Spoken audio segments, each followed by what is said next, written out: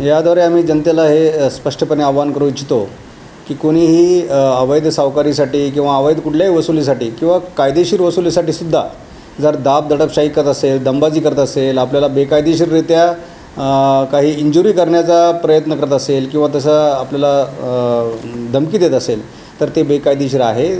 जी काही कायदेशीर वसुली आहे ती कायदेशीर प्रकारे झाली पाहिजे आणि जे काही बेकायदेशीर आहे त्याच्यामध्ये तर कुठलाही काही कोणालाही अधिकार नाही। त्यामुळे अशा कुठल्याही भीतीला न समोर जाता किंवा धमकीला न समोर जाता पोलिसांकडे यावं, तक्रार करावी। अशा व्यक्तींविरुद्ध जे बेकायदेशीर सावकारी त्यांच्यावर खंडणीचे गुन्हे आम्ही दाखल करू आणि त्यांच्यावर कडक कारवाई करू।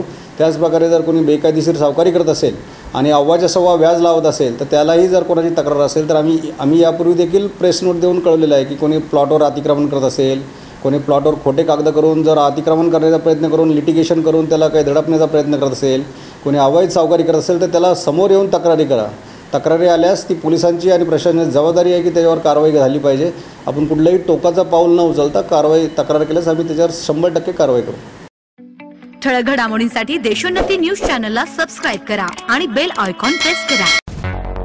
मुंबई, पुणे, नागपूर, मराठवाडा असो का विदर्भ, राजकीय, सामाजिक, शैक्षणिक क्षेत्र असो का क्रीडा, सर्वच घडामोडीचे विश्लेषण पाहायला विसरू नका। फक्त देशोन्नती न्यूजवर।